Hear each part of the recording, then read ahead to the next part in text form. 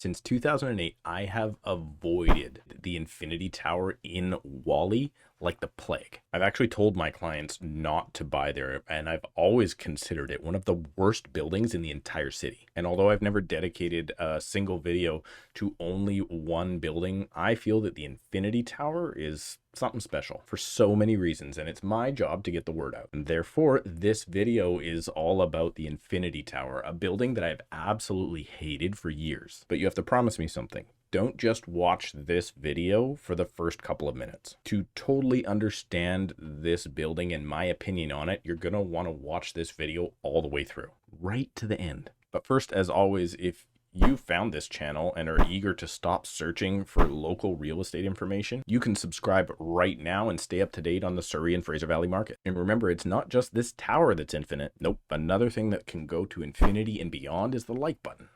And all I ask in return for 3 videos a week all about Canadian real estate is that you go ahead and click the like button right now for the YouTube algorithm. And of course, if you would like to book a buying consultation with me so we can help you determine which properties you should or shouldn't invest in within the city of Surrey, you can book a call with me right now down below in the description with just a few simple clicks. And now on to what I thought was the worst building in the entire city of Surrey since before I was even in real estate. The Infinity Tower. Originally launched in 2005, Infinity was a $350 million project launched by the developer Jung Developments that was pitched to over 560 willing pre-sale purchasers. And because of the size of the project, as all high-rises, it took a long time to construct, and it was still under construction when the 2008 financial crisis hit. Now, Jung had to file for bankruptcy protections because its lead investor was out of the US named Lehman Brothers. And well, they didn't exactly survive 2008. So at that time, construction halted and Jung needed to find $100 million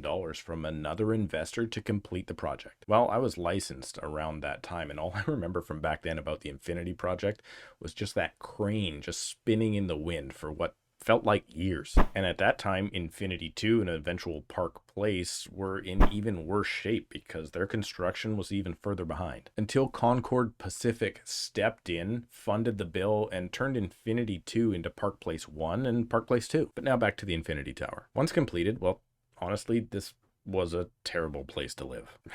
Full disclosure, I didn't really live there myself. But in running with the circles of people that I do, I've had more than one opportunity to have a conversation with police officers about real estate. Police officers, by the way, love talking about real estate. And when I'm talking to a police officer, often I like to talk about crime. Well, you know what I mean. I think I mean policing. Anyway, on more than one occasion from more than one officer, they confirmed to me that 13618 100th Avenue was the highest single address for crime in the entire city of Surrey for years. You see, Infinity Tower was mostly purchased by investors as it was one of the newest and best high-rises super close to the SkyTrain station. And well, I'm going to suggest that a lot of those purchasers weren't great landlords and they didn't do a very good job screening their tenants. And as a result, a lot of those tenants that came to move into the building were not really good neighbors. And it was even rumored at some point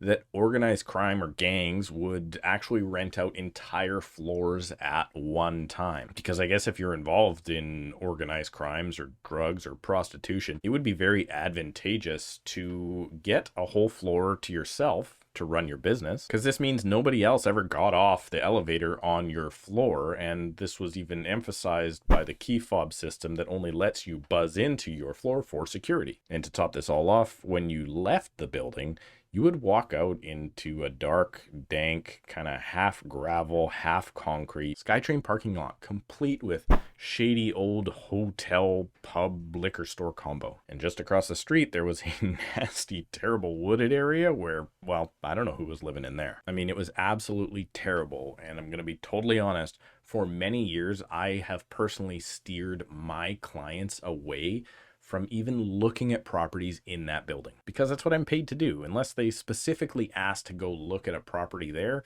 I tried not to show it. So you can only imagine my reaction when somebody just recently reached out to me to sell their unit. Somebody that's just like you that I actually met right here on this channel. So they reached out to me and I found out through the process, obviously, that the unit that they wanted me to sell for them was in Infinity Tower. I mean, don't get me wrong. I've sold some pretty terrible properties in the past. And last time I checked, I get paid when a property sells, and I don't get paid on how much I like that property. So of course I was eager to take the listing, and that's just what I did. Now, obviously the clients themselves were absolutely amazing people. But when I arrived at Infinity Tower for the first time in likely 3 or 4 years, I noticed something had changed. Quick side note here. I think it's funny.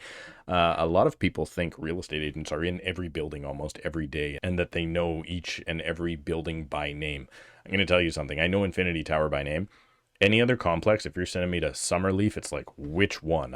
Just send me an address, okay? Don't send me your complex name. I mean, how many Nature Leaf summer walks can there be, right? Anyway, back to the story. When I pulled up to Infinity Tower, it was nice. First off, the way the roundabout has been finished between the Infinity building and the 2 Park Place buildings with commercial down below, it's nice. An underground pay parking lot now replaces that crappy lot that was there before. And with the hub complex just recently finished right next door, there's a brand new Save On Foods down below, just steps from the front door of Infinity Tower and right next to a really cleaned up King George Station. And King George Station is the best SkyTrain station because it's the first stop, or currently it's the first stop in Surrey. And that means when I go down to the Lions game, I get a seat on the train. Yes, that's how I go to a Lions game. Don't judge me. But then I entered the lobby of Infinity Tower and it was clean. And over the course of the weekend with all the showings that we had, I spent a lot of time in that lobby. And Infinity Towers is one of the few buildings in Wally that has a full-time concierge. The fellow that was working at the front desk there was extremely helpful, helping all the skip the dishes guys get in and out so food didn't have to sit outside. He even helped open the door for the Amazon guy who was carrying a ton of packages and then helped him buzz to each floor to get those packages delivered to the front doorstep of each one of the units instead of being left down in the lobby. And the whole time I was in that lobby over the weekend, not one crackhead, not one Surrey douchebag with a pit bull, nothing, just a bunch of happy people coming and going and moving on with their busy days. I got a chance to tour the amenities and get this, people were actually using the gym. That never happens. And of course, the unit itself was beautiful, but it's always been kind of my bias that the 01 and 05 units always had the nicest layout. But my listing was actually one of the 01s, and it looked out onto that wooded area that I told you about earlier. That is now Holland Park, one of the best and most beautiful parks, probably the best and most beautiful park in the entire city. It's gorgeous, and the unit I had for sale, or all the 01 units, looked directly out onto that park, and it ain't going anywhere. So the view was great too. And on top of all of that, homeowners and investors were buzzing around that building, and they couldn't wait to make the investment into it. And I'm going to brag a bit here. Our unit sold with multiple offers at a record high price. And that's what made me want to make this video, just to point out a few things. One, city center in Wally is really coming around, and now that hub area around King George Station is my favorite neighborhood in city center. And 2, Infinity Tower is no longer the worst building in Surrey. It's actually in probably my top 10 favorites now, especially after I learned that the Strata has saved almost 7 figures into the contingency fund. They're really good at monitoring for violators in the visitor parking. And well, the building itself is just great. And on top of that, I was kind of actually sad that I was the one that had to list the property, because I absolutely would have purchased that property if I was looking for an investment condo. So thankfully I wasn't looking for an investment condo, and I also couldn't do that anyway because I was the listing agent. We're not allowed to buy our own listings. So if you would like to learn if the Infinity Tower or maybe Park Place or other buildings are the right fit for your investments in Surrey or the Fraser Valley, you can book a buying consultation with me right now down below in the description at a time that works best for you. If you're a real estate agent that has watched this video all the way through and you're interested in leveling up your business, you can get 10% off the real estate video course right now down below in the description using the code Steve10. Subscribe, like this video, please leave me a comment down below, and we'll see you in a couple of days.